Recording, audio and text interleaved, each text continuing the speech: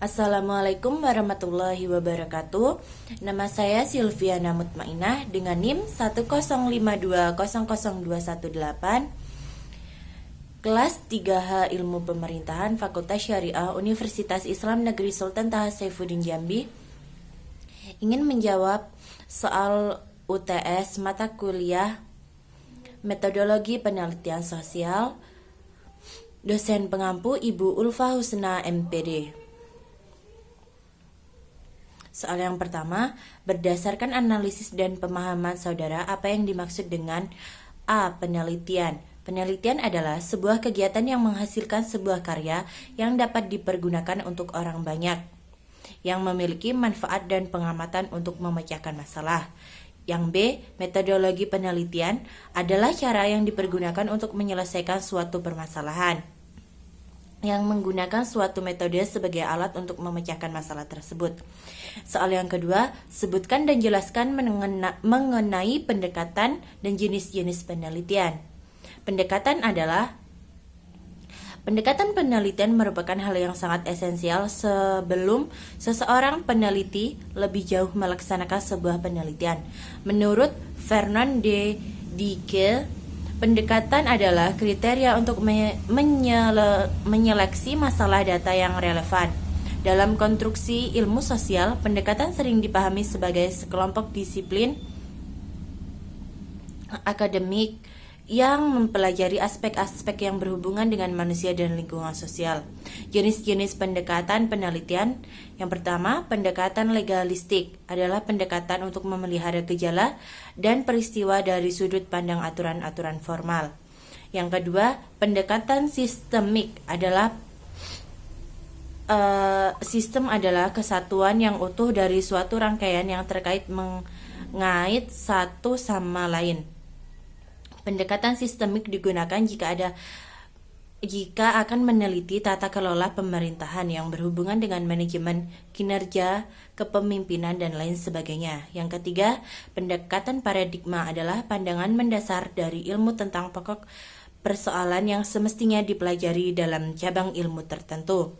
Yang keempat, pendekatan balance scorecard atau BSC adalah suatu metode untuk pengukuran dan penilaian kinerja suatu perusahaan dengan mengukur empat spesifik.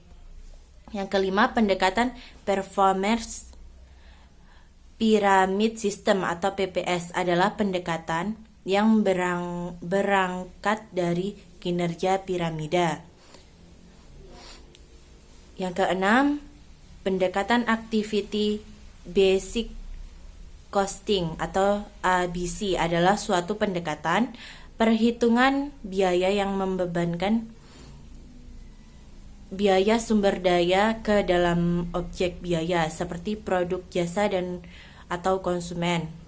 Yang ketujuh, pendekatan Sing the Tool adalah model pendekatan yang menggambarkan hubungan antara 7 kriteria kinerja dalam meningkatkan kinerja yang ada pada akhirnya mengacu pada peningkatan profitabilitas dari perusahaan. Yang kesembilan, pendekatan Theory of Constraints adalah suatu pendekatan untuk mengidentifikasi faktor pembatas. Yang kesembilan, pendekatan deskriptif adalah pendekatan yang melihat produksi pemecahan masalah yang diselidiki dengan menggambarkan keadaan subjek atau objek dalam penelitian, dapat berupa orang, lembaga masyarakat, dan yang lainnya. Yang ke-10, pendekatan eksploratif adalah salah satu jenis penelitian sosial yang tujuannya untuk memberikan definisi atau penjelasan mengenai konsep atau pola yang digunakan dalam penelitian. Ke-11, pendekatan konfirmatori dan pendekatan pengembangan. Ada pendekatan korelasi, pendekatan survei, pendekatan eksperimental, pendekatan grounded, pendekatan fenomenologi, pendekatan etnografi, pendekatan naratif, pendekatan studi kasus, Dan yang terakhir, pendekatan komparatif adalah pendekatan yang digunakan dalam studi perbandingan yang dapat diartikan sebagai kajian membandingkan antara satu objek dengan objek lainnya. Yang ketiga, apa tujuan melakukan sebuah penelitian dan bagaimana tahap atau prosedur yang akan dilakukan dalam melakukan sebuah penelitian serta jelaskan dari masing-masing tahap atau prosedur tersebut.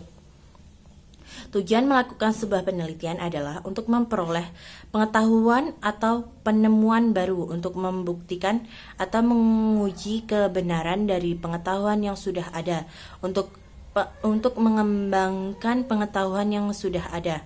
Tahap melakukan sebuah penelitian adalah untuk mengidentifikasi masalah, membuat hipotesa, studi literatur, mengidentifikasi dan menamai variabel, membuat definisi operasional, memanipulasi dan mengontrol variabel, menyusun desain penelitian, mengidentifikasi dan menyusun alat observasi dan pengukuran,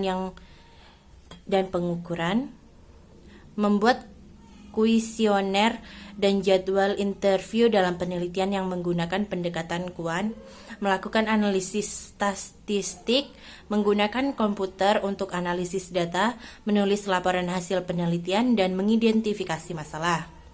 Soal yang keempat, dalam melakukan sebuah penelitian, terlebih dahulu kita harus mencari masalah apa yang akan kita teliti.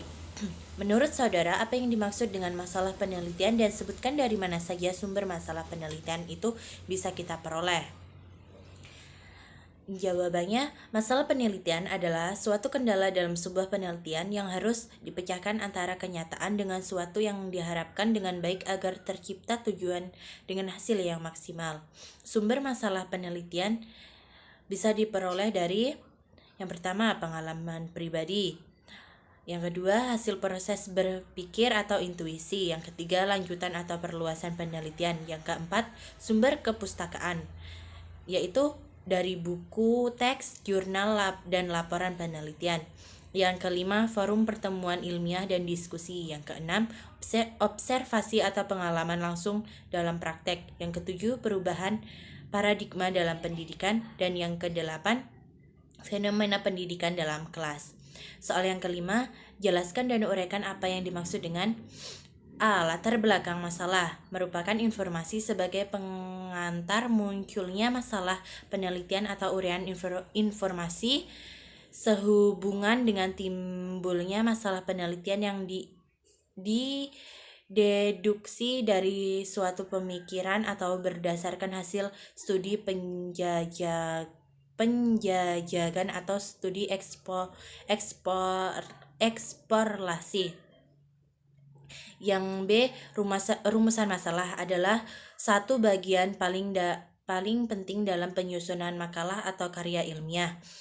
C, tujuan dan kegunaan penelitian adalah untuk menjawab rumusan masalah. Penelitian bisa menuliskan manfaat penelitian di bagian ujung penelitian karena keduanya terkait erat. Yang D, kerangka teori adalah identifikasi teori-teori yang dijadikan sebagai landasan berpikir untuk melaksanakan suatu penelitian, atau dengan kata lain untuk mendeskripsikan kerangka referensi atau teori yang digunakan untuk mengkaji permasalahan.